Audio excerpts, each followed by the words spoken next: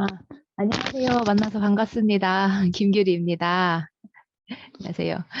네, 저희가 지금 이제 디지털 성범죄 예방 교육이라서 강의하게 된 김규리고요. 제목을 제가 함께 만들어가는 건강한 사이버 세상이라고 했어요. 근데 이거 공유 잘 보이셔요? 혹시 안 보이시면 이렇게 해주시면은, 네. 함께 만들어가는 건강한 사이버 세상이라고 했는데요.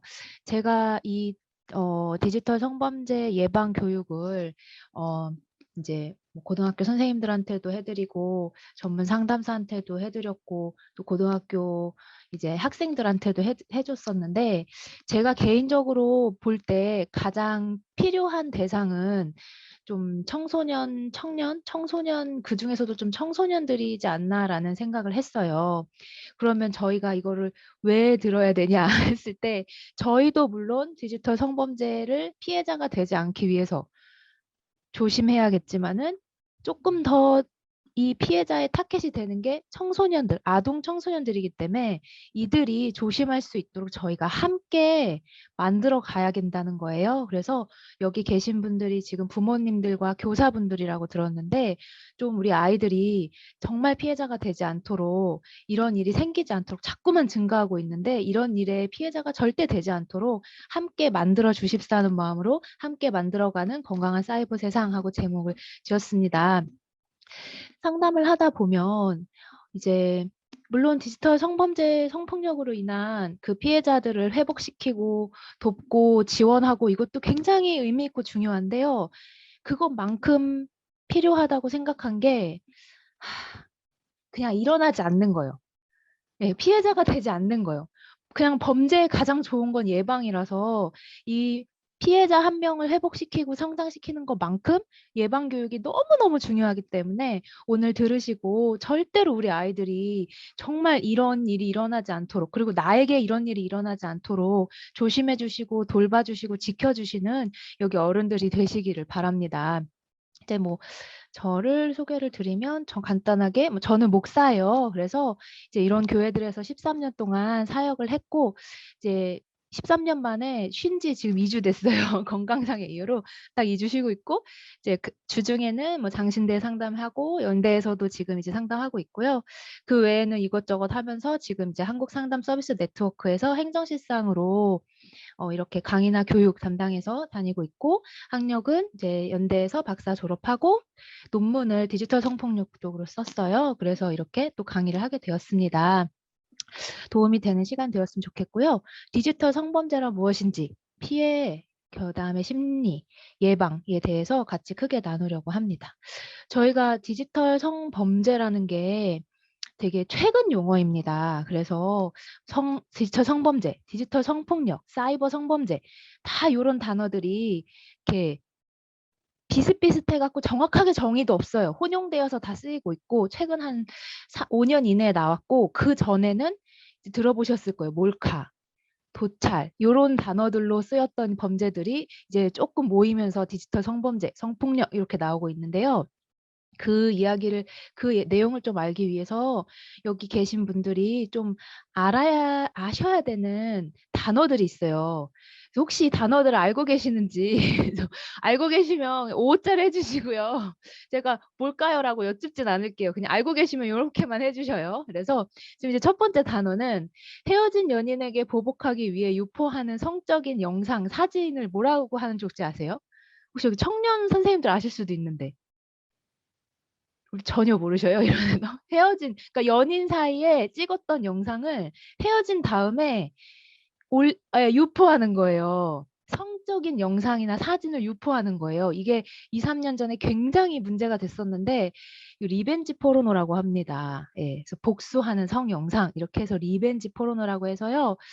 이게 연예인들 사이에서 많이 있죠. 연예인들이 그래서 많이 힘들어했죠.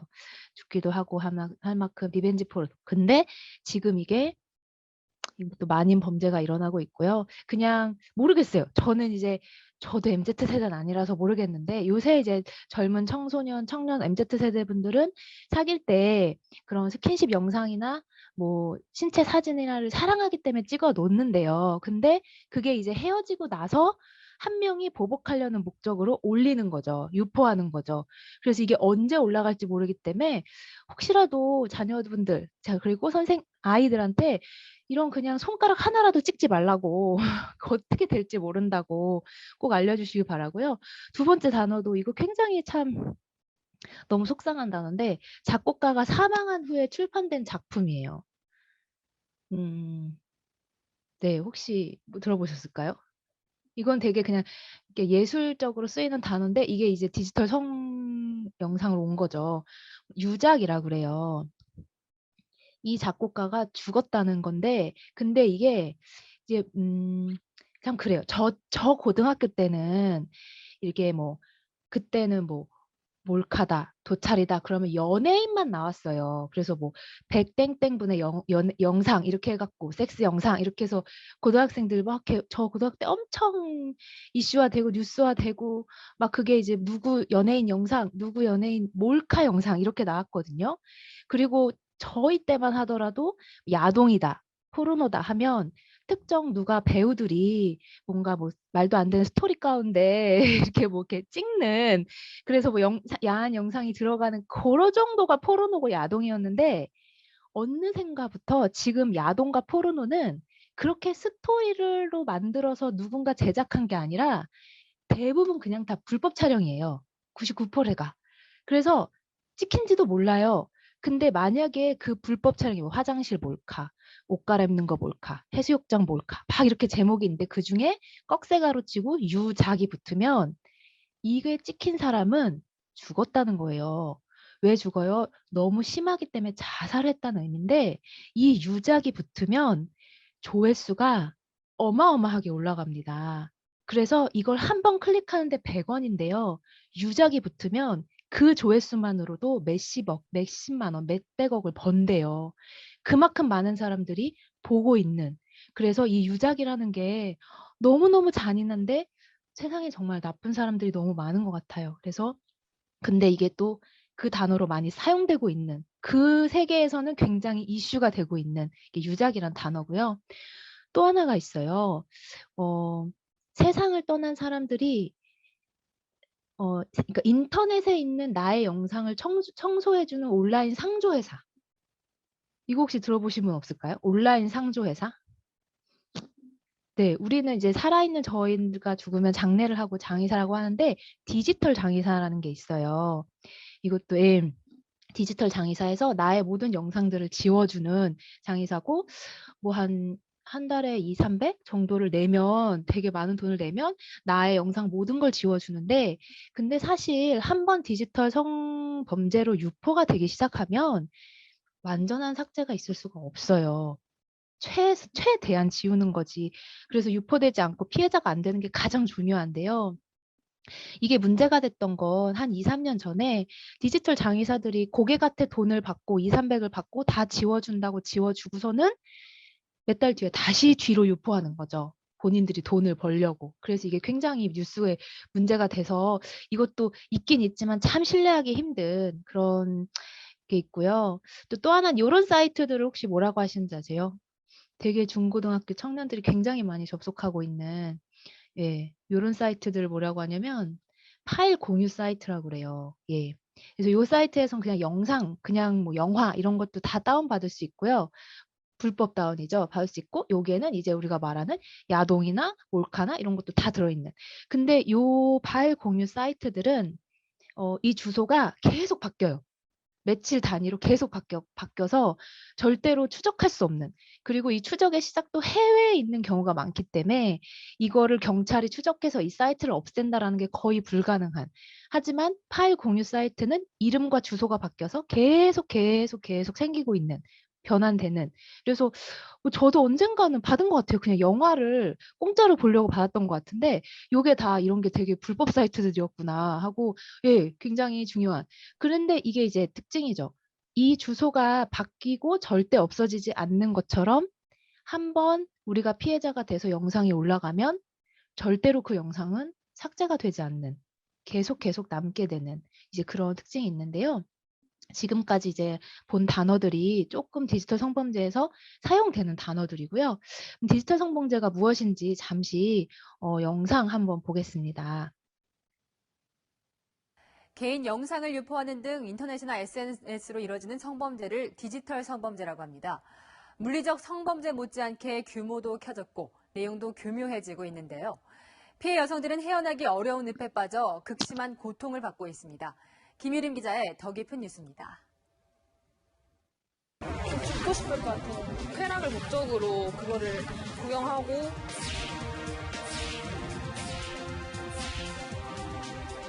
그 영상을 본 수만 명의 남자들이 눈으로 저를 강간한 거예요. 하루에 수천 명의 사람들이 저를 강간하는 기분을 김모가 전화를 받아서 왜 전화했냐고 자기가 죽었다고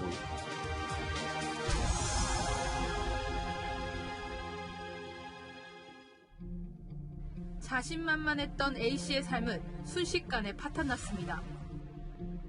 가해자는 한때 그녀가 사랑했던 남자친구 노모씨.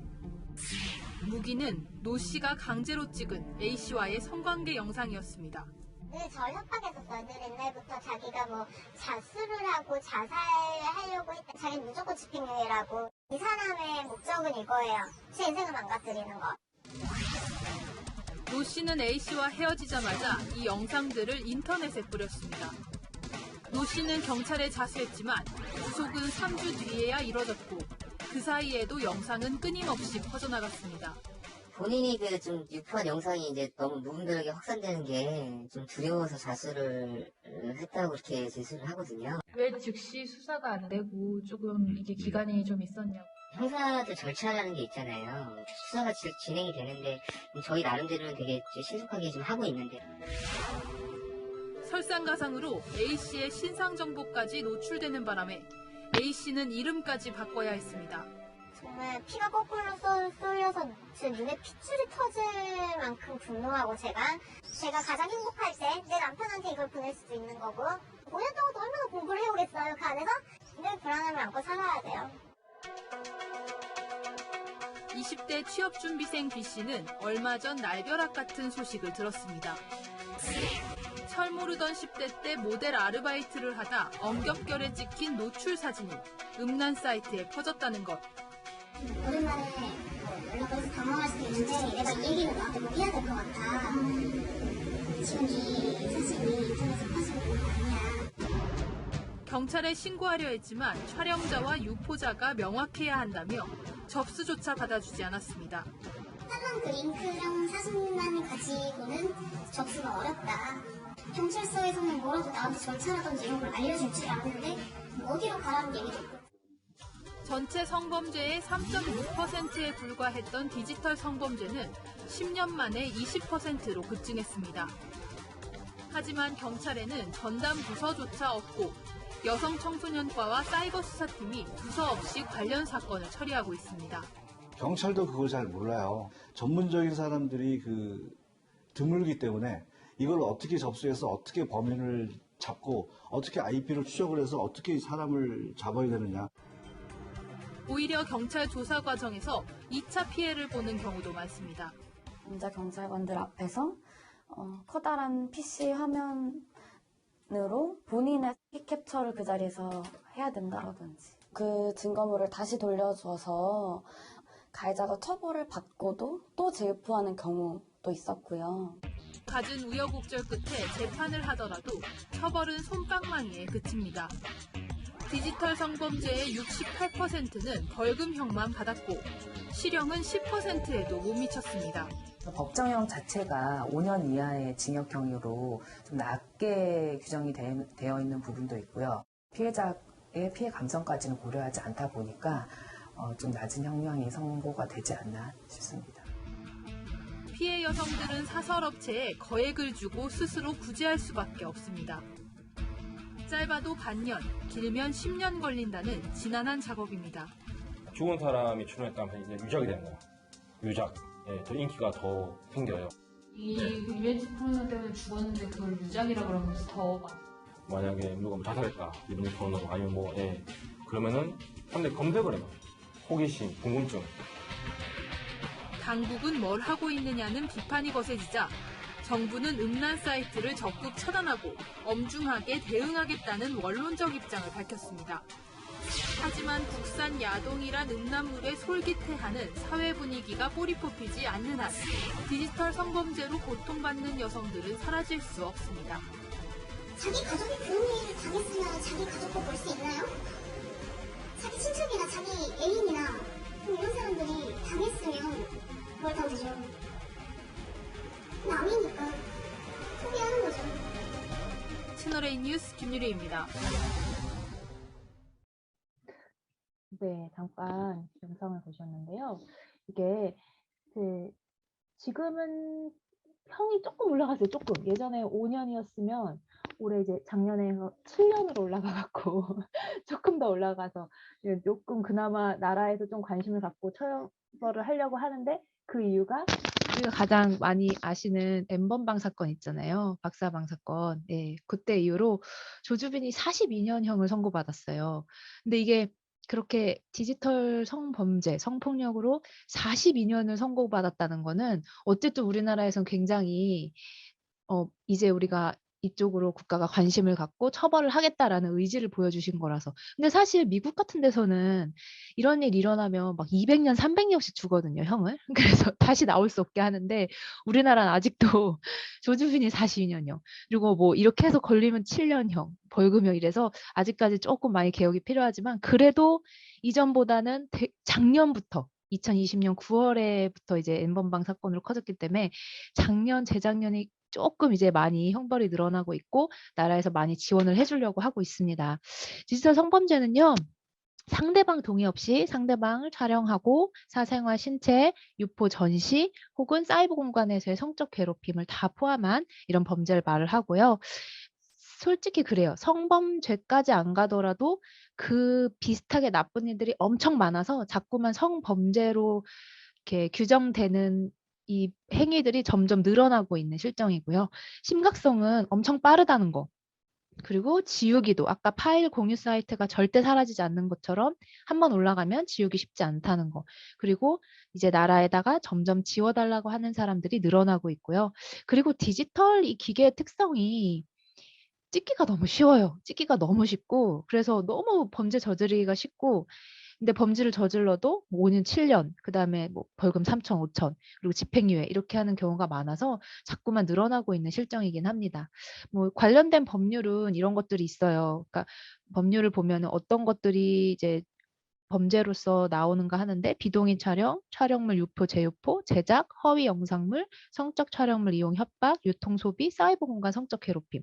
하나는 조금 더 이따 자세히 말씀드리겠습니다. 내용을 한 몇 가지만 자세히 보면요. 이제 성적 욕망 또는 수치심을 유발할 수 있는 사람의 신체를 원하지 않는데 찍은 것도 그렇지만, 그건 당연히 그렇죠. 그렇지만 이제 2번에 보시면 촬영 당시에는 촬영 대상자가 동의해서 찍었더라도 나중에 올릴 때는 그 동의를 못 받았으면 그것도 범죄예요. 예, 찍을 때는 같이 찍었어도 동의하지 않은 영상을 올리는 것도 범죄. 이게 리벤지 포르노죠. 이렇게 하고 또 영리를 목적으로, 이게 돈이 어마어마하게 벌린다고 합니다. 그래서 이걸 계속 찍고, 박사방도 그랬죠. 그들이 이걸로 돈을 벌고 그랬는데, 그게 참 영리 목적들, 이런 내용들이 있고요. 또 이렇게 저희 아동 청소년들은요, 이런 경우가 있어요. 저는 그냥 단톡에서 올라왔길래 봤어요. 친구가 보내준, 그러니까 통과한테 받은 영상을 저는 보고 전달만 했는데요? 라고 말하면 이게 범죄일까요? 아닐까요? 이게 범죄로 바뀌었어요. 범죄예요. 이게 왜냐면 이게 제3자 유포거든요. 네, 본인 유포 말고 제3자 유포로 해서, 그래서 좀 알려주셔야 돼요. 저희 자녀들한테. 너 그냥 뭐 단톡방에, 특히 이제 중학교 단톡방에 많이 올라온대요. 그 반에 그냥 보라고 올라온다는데, 이 단톡방에 올라오는 거 누르지 말라고요. 이상한 영상 같으면 누르지 말라고요. 그리고 절대 누구한테 보라고 전달하지 말라고요. 그리고 나서 나중에 몰랐다 이건 안 돼서 꼭 교육을 좀 시켜주세요. 안 된다고. 누르지 말고 전달하지 말아라. 이것도 범죄다. 나라에서 법으로 정한 범죄다라고 알려주셔야 되고요. 이 청소년들이 잘 몰라서 자꾸 이렇게 전달하는 경우가 있는데요.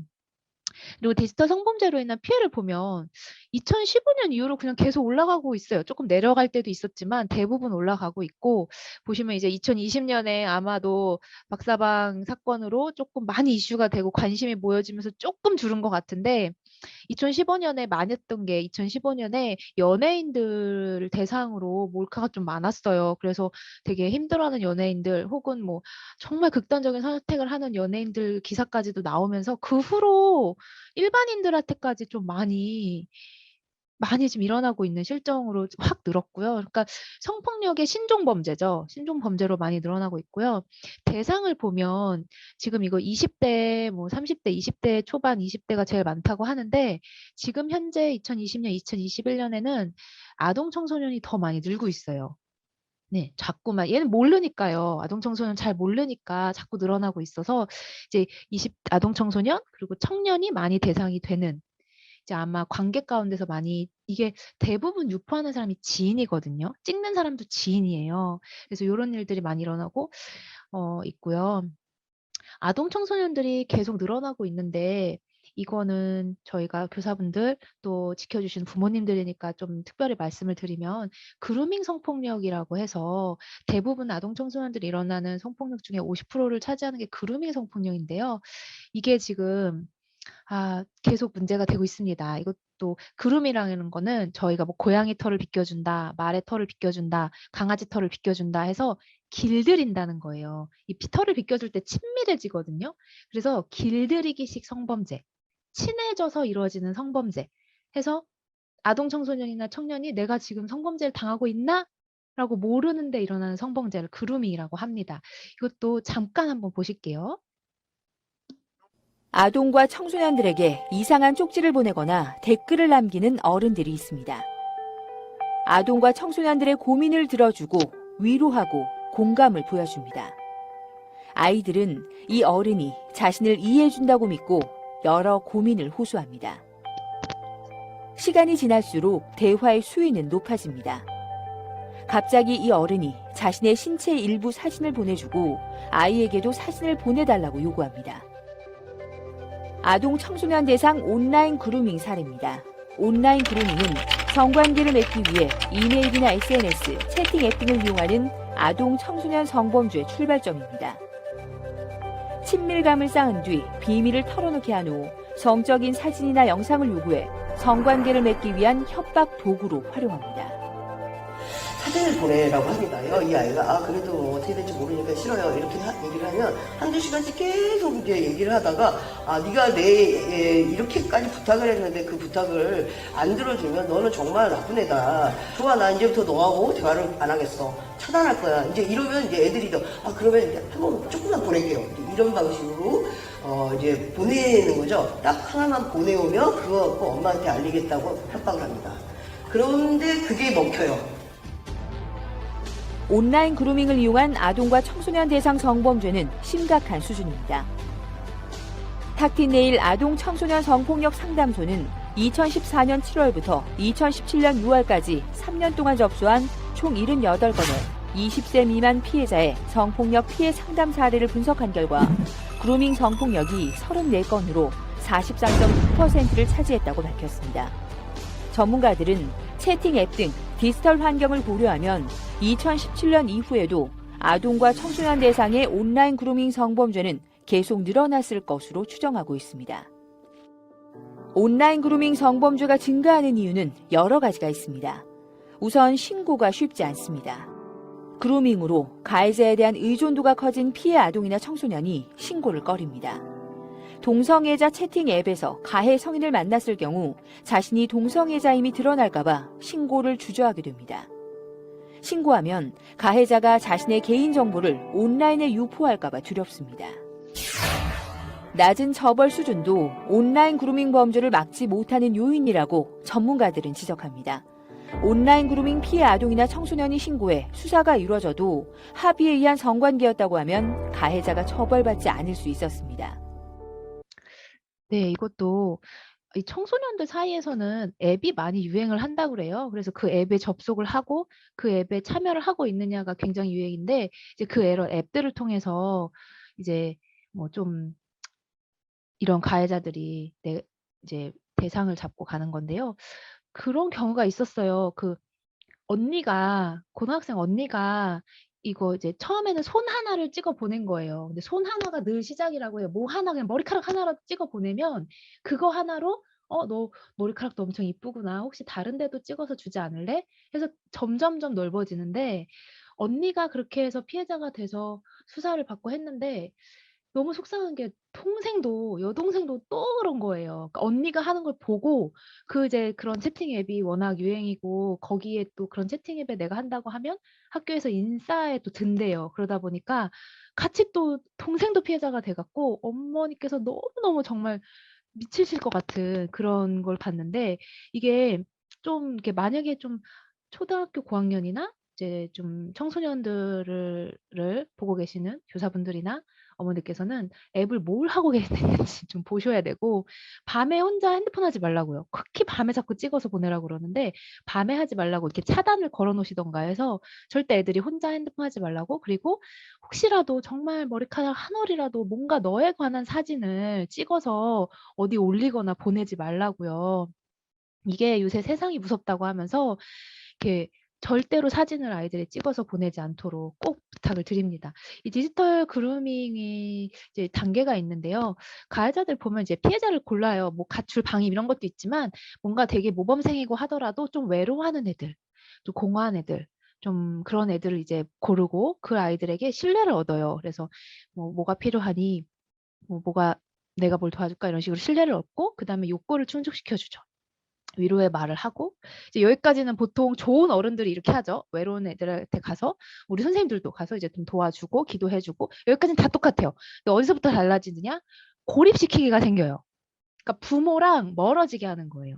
야, 너 부모가 널 정말 이해 못하는 것 같아. 너 부모는 정말 나쁜 것 같아 하고 이 아이동 청소년들이 부모로부터 멀어지도록 고립을 시킵니다. 그리고는 내가 다가가는 거죠. 아, 근데 얘기하다 보니까 너 정말 목소리 너무 이쁜데 손 하나만 찍어줄 수 있겠니? 내가 너무너무 너가 보고 싶은데 손 하나만 보자. 이런 식으로 해서 손 하나를 찍어 보냈을 때 더 많은 다른 데는 어떨까? 이러시면서 주고받다가 나중에 이 관계를 아이가 끝내려고 하면 그럼 내가 너 나한테 사진 보낸 거 내가 엄마한테 얘기해도 돼? 하고 해서 협박으로 들어가는.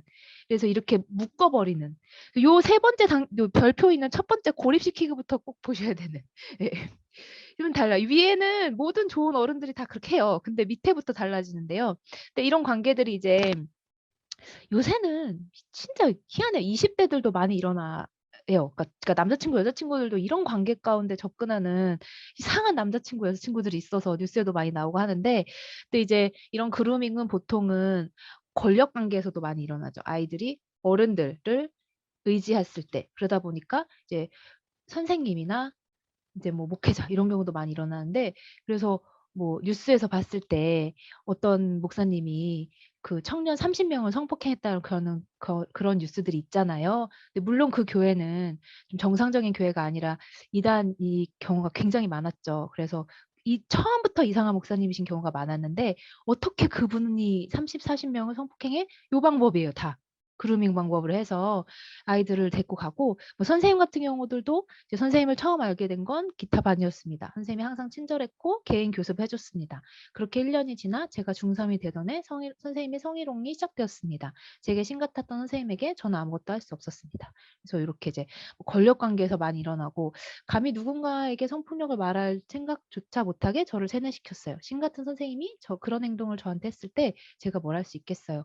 근데 이제 이게 문제가 되는 건 아이들이 자신이 학대당하는 것을 인지하지 못해서 표면적으로 볼 때는 마치 동의한 것처럼 합의하에 일어난 것처럼 보여서 수사나 처벌이 어려운 경우가 많다는 점에서 심각한 사회 문제가 되고 있습니다. 그래서 이런 게 참 조심하라고 그리고 혹시라도 부모님이랑 멀어지게 하는 어른들이 있는지 보셔야 되고요. 이걸 방지하는 이 디지털 그루밍을 방지하는 제일 좋은 방법은 아이들이랑 친해지시는 거예요. 내 자녀랑 친해지시는 거예요. 예. 대부분 부모님과 애착 관계가 잘 없고 친밀감이 떨어지는 아이들이 다 대부분 이제 범죄 대상이 되기 때문에 어떻게든지 친해지는 거 그리고 혹시라도 부모님이 안 되면 우리 교사분들께서 부모님이 되셔서 친해지는 거. 하지만 중요한 건 그래서 교사가 아이랑 친해지면 그래서 너희 부모님이 그래도 널 위해 기도하고 좋은 분이셔라고 부모님에게 다시 마음이 가게끔 해주셔야 되는 거. 고립시켜서 나만 봐 이게 아니라 이렇게 다시 부모님에게 돌아가고 아이들이 자신의 삶의 자리로 돌아갈 수 있도록 해주시는 거. 이게 제일 중요하고요. 이제 딜자 성범죄 유형 보면 공공장소 불법 촬영. 이건 저희도 참 많이 당할 수 있죠. 요새 그래서 공공 화장실 가면 많이 붙어 있어요. 이거 여기는 경찰관이 수사하는 화장실입니다라고 많이 붙어 있어요. 그래서 꼭 보시고 그리고 뭐 더 자세한 데는 언제 왔는지까지 적혀 있더라고요. 언제 수사 마지막 수사인지 연월로 적혀 있어요. 그래서 그런 것 좀 보시고 들어가시고 이런 것도 너무 많아서 물론 저도 이제 어느 순간부터는 그런 공공 화장실을 가면 찾아봐요. 근데 뭐 제 눈으로 카메라를 얼마나 볼 수 있겠냐 하지만 그래도 이렇게 좀 보려고 최대한 노력을 하는데 그리고 웬만하면 너무 외진 곳에나 그런 데 있는 화장실이나 공공장소 화장실, 뭐 옷갈아 탈의실 이런 데 사용하지 마세요, 그냥. 네. 이런 건 저희도 충분히 피해자가 될 수 있어서 조심하셔야 되고요. 그다음에 이제 성적 촬영, 비동의 유포, 재유포, 제3자 유포가 전달이죠. 나도 그냥 모른 채 전달했어요. 제3자 유포. 이것도 이제 유포는 최악의 경우예요. 정말 한 번 유포가 되면 그냥 완전한 삭제가 없어요. 디지털 특성상. 완전한 삭제가 없기 때문에 어떻게든지 유포가 찍혀도 유포가 안 되게 하는 거를 최선의 정말 막는 걸로. 예, 그렇게 해서 최대한 유포가 안 되게 해야 되고 그다음에 또 뭐 그런 경우도 진짜 회사에서도 막 슬리퍼에 장착해 놓고 한대요. 이런 카메라를. 그래서 슬리퍼에 장착해 놓고 뭐 탁자 밑에 장착해 놓고 이런 대기업들에서도 많이 일어나고 근데 그걸 덮고 왜냐면 기업 이미지 상하니까 많이 덮고 그래서 이런 일이 있어서 최대한 정말 참 조심해야 되는 세상 같고 유포 협박 찍어 놓고 아까 리벤지 포르노처럼 찍어 놓고 이제 어떻게든지 협박하는 것들 이런 경우에 그냥 바로 신고하셔야 되는 이런 경우 있고 디지털 그루밍 아까 말씀드린 것처럼 자꾸 길들여서 자기도 모르게 함께 성관계하고 찍게 하게 되는 이런 디지털 그루밍 그다음에 이건 좀 잘 모르시는데 성적 사진 합성 후 게시라는 게 있어요. 저희 카카오톡에 메인 사진에 얼굴 올라가잖아요. 그럼 그 얼굴 하나만 가지고 다른 사람의 몸이랑 합성이 가능하대요.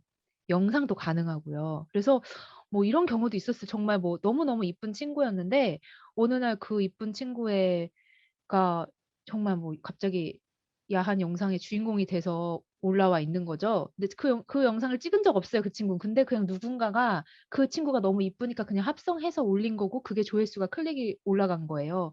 그래서 정말 너무너무 어이가 없는데 그렇게 당하는. 근데 보는 사람들은 네가 아니야라고 말하지 않죠. 보는 사람들은 나 너 영상에서 봤어 이렇게 얘기하기 때문에 이것도 정말 그래서 그 뒤로 웬만하면 카카오톡에 정면 사진 올리지 말라고 더 많이 하는데 그래서 이런 건데 아이들이 좀 장난으로 많이 해요. 성적 사진까지는 아니어도 합성 많이 하는데 이것도 어쨌든 지금은 범죄예요. 지인 능욕이라고 해서 얼굴과 몸을 합성하는 거 사진 이것도 범죄입니다. 사이버 공간 내 성적 괴롭힘 이거는 이제 중학교, 고등학교 사이에서 많이 일어나는데 중학교에 반별 단톡이 있대요. 근데 그 단톡에 이제 뭐 남자들 여자들 다 섞여 있을 때 남자애들이 그냥 생각 없이 성적으로 너 누구누구 뭐 여자애 누구 짜증내는데 뭐 그날 아니야? 뭐 이렇게 여자의 특정 성의 부분을 얘기해서 비아냥거리는 거 이게 막 그래 그날인가 봐 하하호호 했는데 이것도 안 된다는 거죠. 예.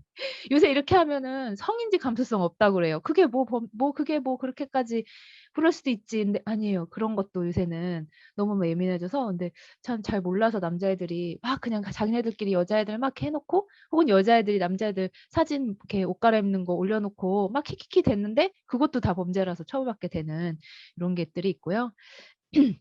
딜자 성범죄 보면 2019년에는 유포가 제일 많았어요. 이게 아마 박사방 전이라서 조금 아니랬던 것 같은데 2020년에는 불법 촬영이 좀 더 많아요. 유포가 줄었어요. 아무래도 법적으로 처벌을 하기 시작하니까 그냥 촬영만 하고 협박하고 하는 경우가 더 많아서 이제 찍히는 걸 조심해야 되고요. 그다음에 피해자 성별은 여성이 더 많은데 이게 그래요. 논문을 보면 그러니까 늘 해외 연구가 우리나라보다 좀 더 연구가 앞서요. 그게 왜냐면 우리나라가 좀 더 보수적인가 봐요. 이런 범죄에 있어서는. 해외 연구가 일어나는 일들이 더 많이 연구가 되고 그다음에 늘 우리나라가 그 범죄를 따라가는데요. 한 5년 전만 해도 여성이 많았어요. 여성에 대한 연구가 해외에 많았어요. 그리고 나서 우리나라가 지금 이제 여성에 대한 연구가 많아요. 근데 해외 연구를 보면 이 여성 다음에 한 3년 전에는 무슨 연구가 올라왔냐면 아동 청소년에 대한 피해자 연구가 올라왔어요. 그러니까 여성이 이제 아동 청소년으로 바뀐 거고 그 다음에 이제 최근에 뭐가 올라오고 있냐 하면 남성이 올라오고 있어요. 예. 남성 피해자들도 지금 엄청 생기는 거예요, 해외에서는. 그래서 이게 지금 2020년에 여자가 많다고 해서 우리나라도 그냥 여자만 타겟이 되나 보다 이게 아니라 순서가 지금 딱 나오는 거죠. 여성 다음에 아동 청소년 올라가고 그다음에 남성이 올라갈 것이다. 이게 나와서 이게 좀 다 남성분들도 충분히 조심해야 되는 언제 어떻게 지킬지 모르는 이런 게 좀 타겟이 되고 있고요. 피해자 연령은 점점점 아동 청소년이 올라가고 있습니다. 이들이 좀 순진해서 그래요. 그루밍도 당하고 이제 잘 모르고 하니까 자꾸만 올라가고 있습니다. 앱도 많이 사용하고 디지털 세대고요. MZ세대는. 그래서 좀 10대들이 많이 올라가고 있어요. 지켜주셔야 되고요. 사례를 좀 보시면 네, 20대 직장인 A씨는 한 해수욕장 찾아갔다가 자신이 영상에 노출된 사실을 뒤늦게 깨달았다. 게시자의 의도적인 영상 편집 및 게시 후 누리꾼들은 성희롱적인 댓글과 악플을 달기 시작했다. 이 사실을 알게 된 A씨는 정신적 피해를 호소하며 영상을 유포한 게시자에게 영상 삭제를 요구했다. 후에 게시자가 영상 삭제를 했지만 이미 유포되어 버린 영상으로 인해서 피해자는 2차 피해에 시달려야 됐다. 이렇게 한번 올라가면 찾아온대요. 또 그 본 사람들이 그 요새는 신상이 그러니까 정보가 나에 대한 정보가 웬만하면 다 털리잖아요. 그래서 내가 어디 사는지, 내가 누군지 한번 영상이 올라가면 그걸 다 찾아낸대요, 누리꾼들이. 그래서 집 앞에서 기다리는 경우도 굉장히 많고 보고 싶다고. 그래서 웬만하면 정말 이건 정말 이 사람이 뭐 아무것도 안 했지 그냥 해수욕장 갔다 탈의실에서 옷 갈아입는 거 찍힌 거기 때문에 이런 거는 저희도 충분히 가능해서 좀 진짜 조심하셔야 되는 예.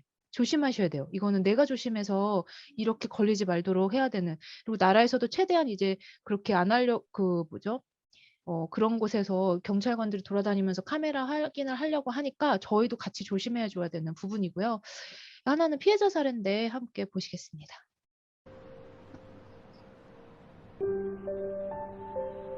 여기 공포 속에서 살다가 스스로 목숨을 끊은 한 여성이 있습니다. 그는 2017년 8월 새벽에 죽었습니다. 그 애는 매일매일 죽으려고 했다가 살아보려고 했다가 또 죽으려고 했다가 다시 살아보려고 하기를 했었습니다. 걔는 일상이 망가질 만한 폭력을 왜 법과 행정이 맞지 않았던 겁니까? 왜 그 애를 죽이고 내 일상을 파괴하도록 방관했습니까? 죽음으로 내몰린 그녀의 친구는 디지털 성범죄 피해자입니다. 극단의 선택을 하기 전 친구의 모습은 아직도 선명합니다. 숨쉬고 인터넷 검색만 하고 있었던 것 같더라고요. 거기 뭐 댓글 올라오는 거 계속 새로 고침하면서 보고 그걸 뭐 그런 댓글 안 봐야지 생각을 했겠지만 안 볼 수 없잖아요. 거의 그 일주일 동안 계속 보다가 이제 지쳐가지고 밥도 안 먹고 잠도 안 잤으니까 지쳐서 약간 기절하듯이 자고 다시 일어나서 또 보고 막 이렇게 했나 봐요. 불법 설치된 카메라에 남자친구와 성관계 모습이 촬영되었고 인터넷에 퍼졌습니다. 그 당시에 남자친구가 퍼뜨린 건 아니었어요. 아마 설치돼 있는 거 불법 촬영 네, 네네. 자기가 아는 남자애가 네, 그래서 고민을 많이 하다가 뭐 말해줘야 될 것 같아서 뭐 이런 식으로 얘기를 했다고. 근데 이제 그 시점에서 얘는 더 학교를 다닐 수가 없는 거죠. 지금 영상이 엄청 많이 퍼져나가고 있는데 이거를 빨리 퍼져나가는 걸 잡아야 되지 않을까 이렇게 얘기를 했는데 그 경찰한테 가서 그 자기가 성관계하는 동영상을 들고 가서 이거 나다라고 얼굴을 맞대고 얘기를 도저히 할 수가 없대요. 그 디지털 장의사 업체에 제가 알기로 120인가 130인가를 3달을 줬고 그 뒤부터는 매일매일 지워졌나 안 지워졌나 막 이거를 확인을 하고 있었죠. 근데 계속 확인을 했는데 있는 거예요. 어떻게든 문제를 해결해 보려고 안간힘을 썼지만 영상은 이미 여러 사이트로 퍼져나갔고 역부족이었습니다. 그러다 결국 경찰에 연락해가지고 친구가 자살 시도를 하는 것 같다. 그 친구 집을 와서 문을 따고 들어가 봐야 될 것 같다. 친구의 마지막 방한 모습은 너무도 참혹했습니다. 약도 먹었고 칼로 또 자해를 하고 이제 화장실로 그냥 피 자국이 이렇게 쭉 나 있었어요. 근데 이제 막 피에 놀랐던 게 아니고 방의 모습이 3개월 전에 봤던 거랑 너무 다른 거죠. 뭐 침대 헤드, 뭐 책상 다리, 뭐 컵, 뭐 창문, 뭐 노트북, 전등도 뭐 깨져 있었고 아무튼 다 깨져 있는데 그러니까 그걸 다 테이프를 감아가지고 고쳤다가 근데 그 테이프 감은 걸 또 깼다가 또 그 위에 또 테이프 바르고 이렇게 한 게 그게 다 모든 게 다 그랬는데 특히 노트북이 그게 제일 심했고 그게 보다가 뭐 던지고 막 이랬겠죠. 맨날 부쉈다가 되게 임시병통으로 고쳤다가 또 부쉈다가 다시 또 고쳤다가 계속 임시병통으로 살아가고 있었던 거죠. 그거를 저는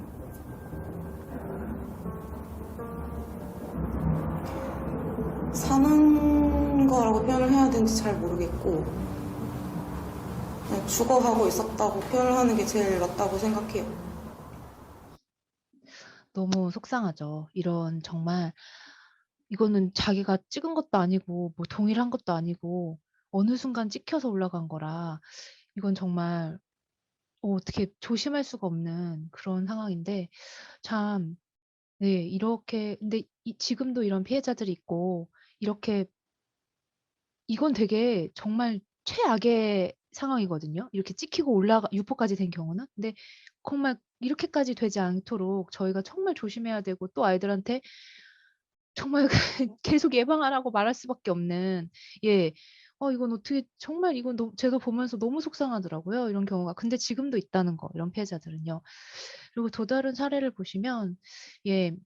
이거는 이제 리벤지 포르노인데 몇 년 전 남자친구와 성관계 영상을 동의해서 촬영을 했죠. 헤어질 때 지운다고 했지만 그 이후로 계속 불안했습니다. 종종 인터넷에 혹시 제 영상이 올라오지 않았는지 찾아보기도 했어요. 그런데 얼마 전 지인이 어떤 사이트에 제 성관계 영상을 발견했다고 영상을 주었습니다. 하늘이 무너지는 것 같았고 영상을 확인한 뒤 너무 힘들고 죽을 것 같았습니다. 전 남자친구랑 함께 찍은 영상이지만 편집돼서 전 남친은 안 나오고 저만 나오더라고요.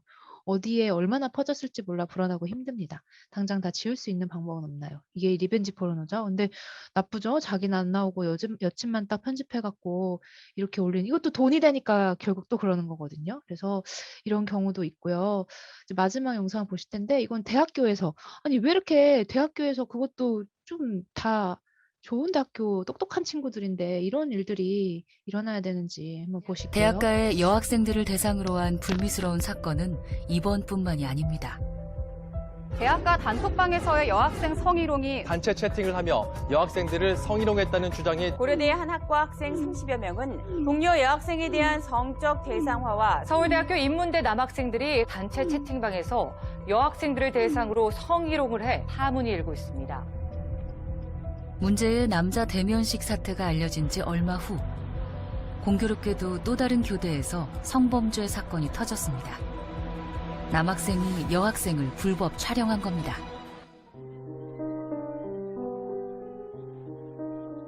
어렵게 만날 수 있었던 피해 여학생. 그날 일을 떠올리면 아직도 온몸이 떨린다는 그녀는 조심스레 이야기를 꺼냈습니다. 그날이 이제 수학여행 마지막 날로 넘어가는 새벽에 이제 마지막 날이니까 술자리가 있었어요. 술을 먹었으니까 이제 화장실에 좀 왔다 갔다 했는데 여러 번 갔었어요. 그래서 처음에 갔을 때는 그 창문이 한쪽만 살짝 열려 있어서 쳐다보고 계속 신경을 좀 쓰고 있었거든요. 근데 다음에 갔을 때는 두 쪽이 다 열려 있길래 거기를 계속 쳐다보면서 이제 볼일을 보는데 거의 이제 일어나려고 할 때쯤 창문에서 이렇게 핸드폰이 위로 올라오는 거예요. 그래서 그걸 보고 저는 너무 놀라서 이제 밖으로 불도 안 끄고 바로 뛰쳐나왔거든요. 그리고 내가 몰카를 찍힌 것 같다고 걔한테 얘기를 했어요. 근데 걔가 딱 처음 보인 반응이 누나가 무슨 말 하는지 이해를 못하겠다. 무슨 소리인지 모르겠다고 저한테 해서 좀 재연을 해주려고 어떻게 찍혔는지 걔 핸드폰을 들고 이렇게 이런 식으로 찍혔다 하려고 핸드폰을 봤는데 케이스가 제가 화장실에서 본 거랑 똑같은 거예요. 심장이 진짜 그냥 그 동기였다는 게 충격이 너무 컸어요. 딱 케이스 보고 그냥 소리도 안 나오고 너무 놀라서 그냥 아무 소리도 못 내고 가만히 서 있는데 심장이 진짜 막 너무 뛰고 그냥 너무 무섭다는 생각만 했는데 걔한테 아예 티를 못 냈어요. 제가 알았다는 걸 알면 그때가 밖이었고 밤이어서 둘밖에 없었거든요. 너무 무서워가지고 그냥 아무 말도 못하고 그냥 안으로 들어가자 이렇게만 얘기하고 들어왔어요, 같이. 가해자가 동기 남학생이라니. 충격 속에 며칠을 보낸 후 단짝 친구에게만 털어놓았습니다.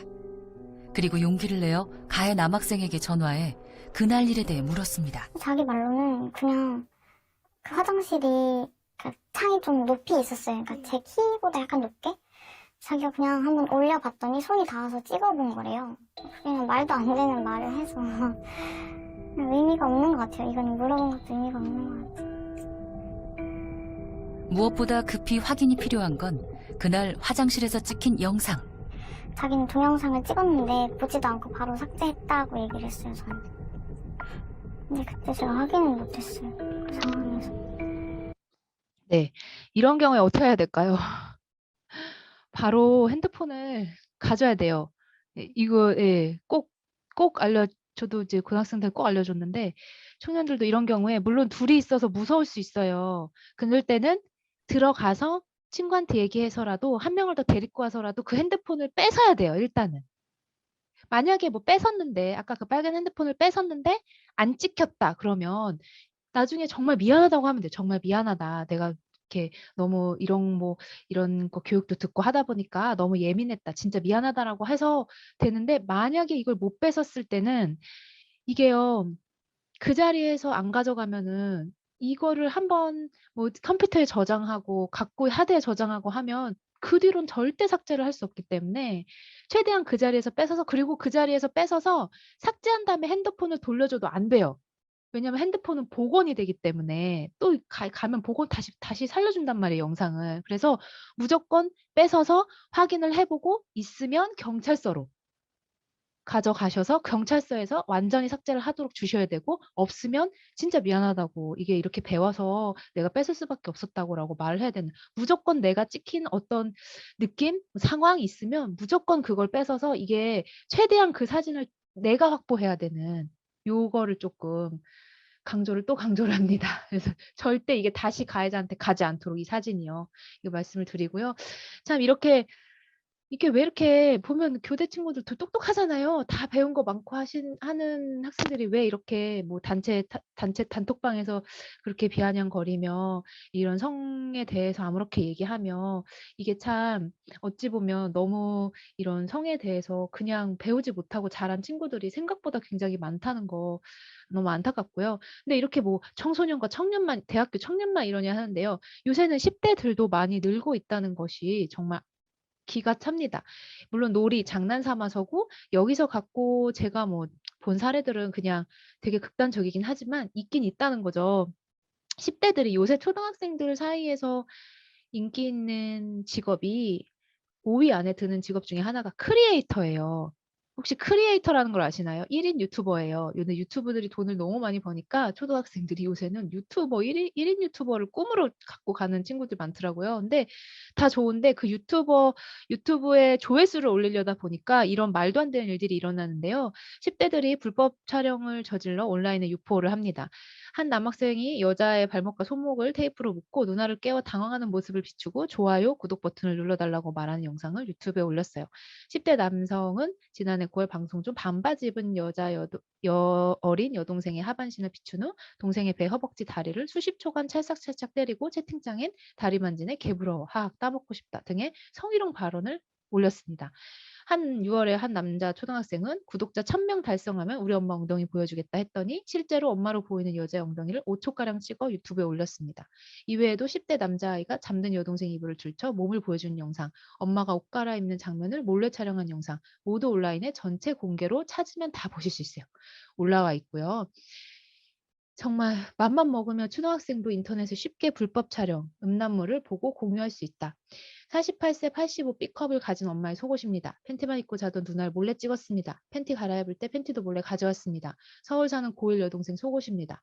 인스타그램, 텀블러, SNS 등의 판치는 이제 전체 공개 다 불법 촬영을 해요. 가족의 신체나 속옷 사진에 성희롱, 모욕적인 표현을 덧붙여 공유한 이들도 있고 10대들이 이런 범죄에 무분별하게 빠져드는데요. 서울 마포구 한 학부모 모임에서 학부모는 초등학교 6학년 아들이 인터넷에 여동생 몰카를 보더라. 친구 형이 재밌는 영상이라면 보여줬다고 했다. 이 초등학생들이 잘 몰라서 그래요. 진짜 몰라서 그냥 누가 보내주면 이런 영상이 있나 봐. 그리고 이런 영상을 찍으면 내 조회수가 올라가나 봐 해서 자꾸 이런 쪽으로 몰라서 휩쓸려 가는 애들이 있어서 꼭 좀 어머니들, 부모님께서, 선생님께서 확인을 해주시고 범죄라고요. 이건 걸리면 처벌받는 범죄라고 강력하게 얘기해 주셔서 이렇게 함부로 남의 동의 없이 사진 찍었는 거, 뭐 신체를 찍는 거, 조회수를 올리기 위한 방법을 누군가가 알려주면 꼭 못된 형들이 알려줘요. 알려주면 안 된다고 꼭 말씀을 해주십시오.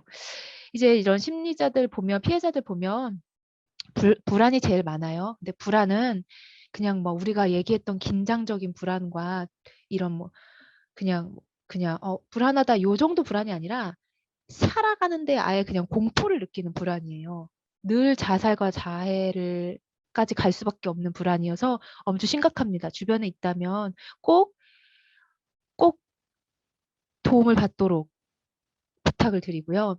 이들이 불안 피해, 그다음에 청소년 같은 경우에는 범죄 사실을 인식하지 못한 채 그냥 친한 사람이 있다 하면서 잘 모를 텐데 부모님께서 알려서 상담으로 연계해 주시거나 지원해 주셔야 되고요. 피해 청소년들은 특히 이제 자의식과 책임감, 죄책감 되게 많아요. 자기가 사진을 보냈다는 거 처음에. 그리고 좋은 관계를 맺었다는 거. 그루밍을 당하면 거의 그렇거든요. 나한테 좋은 사람이라서, 내가 뭐 사랑했던 사람이라서, 나를 의지했던 사람이라서 안 된다라고 하는데 그럴 때 내가 피해자다. 이건 아니다. 너가 피해자다. 넌 당한 거다라고 아이들의 편에 서서 어른들이 도와주셔야 되고요. 예방은 불법 촬영 절대 안 되고 이거 하는 사람들 우리 교회에는 잘 없어요. 근데 요거 밑에 거 내려받기. 생각 없이 눌러서 그냥 전달하는 거 절대 안 된다는 거 이거고요. 이게 되게 복잡한데 이게 과정은 되게 복잡한데 엄청난 돈이 된다는 거예요. 한 번 조회수가 뭐 50원, 100원, 200원인데 그 조회수로 회사를 만들고 정말 수천만 원, 수백만 원의 자산이 되는 분들이 있어서 그래서 이렇게 디지털 박사방도 그랬죠. 그걸로 돈을 벌고 해서 이런 유통 경로가 있어서 이거는 아마 나라에서 아무리 자제를 하고 있지만 최선을 다하고 있지만 계속 일어날 거예요. 뒤로는. 점점 신종으로 돈을 벌 수 있는 방법이기 때문에 그래서 좀 저희가 최대한 조심하고 지켜주셔야 되고요. 이런 캠페인도 있었어요. 그래서 보지 않겠습니다. 촬영하지 않겠습니다. 누르지 않겠습니다. 감시하지 않겠습니다. 이런 것도 이제 나라에서 최대한 하고 있고 만약에라도 피해자가 됐다. 이건 정말 너무 속상하지만요. 가해자 신고하고 삭제하고 지원하고 이런 단체들이 요새 많이 생겼어요. 아동 청소년 같은 경우에 무조건 부모한테 알려야 되고요. 학교에서 일어날 경우에는 상담교사 담임한테 알리고 요새 청소년 상담 기관 굉장히 많아요. 학교의 위센터부터 해서 뭐 복지센터, 동사무소 엄청 많기 때문에 꼭 도움을 구해서 체계적인 지원을 받아야 되고요. 그런 적을 한번 있어요. 어떤 고등학교인가 중학교에서 이제 단체로 여학생들이 이런 피해자가 된 거죠. 남학생들의 그냥 생각 없는 장난에 의해서 옷 갈아입는 게 촬영되고 유포되고 이런 일이 있었는데 이제 단체로 이런 일이 일어났을 때 학교에선 솔직히 덮고 싶어 하죠. 회사도 그렇고 다 이런 게 뉴스화되고 싶지 않으니까. 근데 문제는 부모님들도 그냥 그 부모님들끼리 모여서 솔직히 그렇잖아요. 내 자녀, 여자 자녀가 이런 일에 휘말다는 거는 자랑도 아니고 그냥 덮고 싶은 거죠, 부모님들께서. 그래서 저도 그 마음은 이해가 돼요. 근데 그래서 부모님들이 다 합의를 해서 덮으신 거예요, 그 일을. 근데 청소년들은 뭐라고 얘기를 하냐면 이제 이 아이들은 여자친구들은 부모님조차 내 편이 아닌데 내 편이 살아가면서 누가 있겠냐. 이 나라가, 이 사회가 누가 내 편이 되겠냐. 내 부모가 내 편이 아닌데라고 이미 너무 많은 상처를 받은 거죠. 그래서 참 이게 과연 덮는 것만이, 물론 막 파헤쳐서 그것도 아니겠지만 덮는 것만이 부모님들이 최선은 아닌 것 같아서요. 아이들의 편에서 아이들의 소리를 들어주시고 어떤 일이 일어났는지 어떤지 해서 좀 아이들의 편이 되어주시는 거를 또 한번 어떻게 부탁을 드립니다. 예전에는 뭐 디지털 장의사에 돈 냈지만 지금은 2019년 이후로는 최대한 나라에서 지원 많이 해주고요. 그 지원 단체 중에 하나가 이제 이 정도는 알고 계시면 좋아요. 디지털 성범죄 피해자 지원센터라고 해서 이제 상담 접수해주고 파악해주고 지원 안내해주고 삭제해주고 수사해주고 병원이나 법률까지도 다 연계해주는 이런 단체들이 점점 늘고 있고요. 근데 저도 이제 피해자가 오시면은 이런 곳으로 연계를 해주는데 최근에는 이렇게 한번 접수를 하면 한 달 이상 기다려야 되더라고요. 그만큼 사람이 많은 거죠. 오는 아이들이 많은 건데 그랬을 때 저는 이제 요것도 하지만 이 정도는 기억을 좀 해두셔요. 찍어두셔도 괜찮고, 예, 여러 군데 그냥 동시에 신고하라고 그래요. 그래서 긴급전화 1366이나 성폭력 피해자 통합지원센 해바라기 센터, 이 성폭력 지원센터인데 디지털 성폭력도 같이 지원하고 있기 때문에 이쪽으로, 아니면 아까 보여주신 디지털 성범죄 피해자 지원센터 여기나 한사성 한국사이버 성폭력 대응센터 여기나 성폭력 상담소나 해서 다 그냥 신고를 해놔야지 그나마, 이런 데도 요새 좀 많아갖고 자꾸만 늦어지는데 그나마 그래도 경찰서도 그렇고요. 최대한 빨리빨리 하루하루에 정말 유포가 될지, 그 유포가 얼마나 퍼질지, 가해자가 얼마큼 그걸 복사해놓고 숨길지 모르기 때문에 최대한 뭐 찍힌 것 같다 하면 무조건 하라고 해놓고요. 이렇게 또 저희가 도우면 회복이 되더라고요. 정말 감사한 게 하나님께서 사람을 도울 때, 사람이 사람을 도울 때 회복되게 만드셨더라고요. 그래서 네, 이제 제가 피해를 겪은 게 오히려 다행이라는 생각이 들어요. 이건 진짜 정말 많이 회복된 거죠. 이런 얘기는 정말 하기 힘든 건데 이런 일이 일어나지 않았으면 우리 얼마나 성차별적이고 불평등한지 몰랐을 거예요. 사이버 성폭력 피해자들을 위해 바꾸는 사람들이 있다는 걸 너무 감사합니다 하고 회복이 일어나는 경우가 분명히 있기 때문에 뭐 저희가 그런 일을 당했을 때 당한 사람한테 네 얼굴 아닌 것처럼 살아가라 라고 말하면 절대 안 돼요. 내 얼굴 아닌 것처럼 살아갈게요는 자기가 얘기를 해요. 자기 안에 힘이 생겨서, 피해자가 힘이 생겨서 그렇게까지 될 수 있을 정도로 저희는 도와주고 또 편이 되어주고 어떻게든지 막고 예방하고, 그리고 제발 이 피해자가 생기지 않도록 또 막고 또 막고 또 막아서 우리 아이들이 정말 이런 사진을 찍고 찍히고 올라가고 뭐 정말 이런 것들 가운데 뭐 얼굴 합성이 되고 이런 일들 가운데 휘말리지 않도록 또 예방하는 방법이 제일 좋고요. 좀 예쁜 말씀을 찾아와서 오고 싶었는데 너무 무서운 말씀이죠. 근신하라 깨어라. 너희 대적마귀가 우는 사자같이 다니며 삼킬 자를 찾나니, 베드로전서 말씀인데요.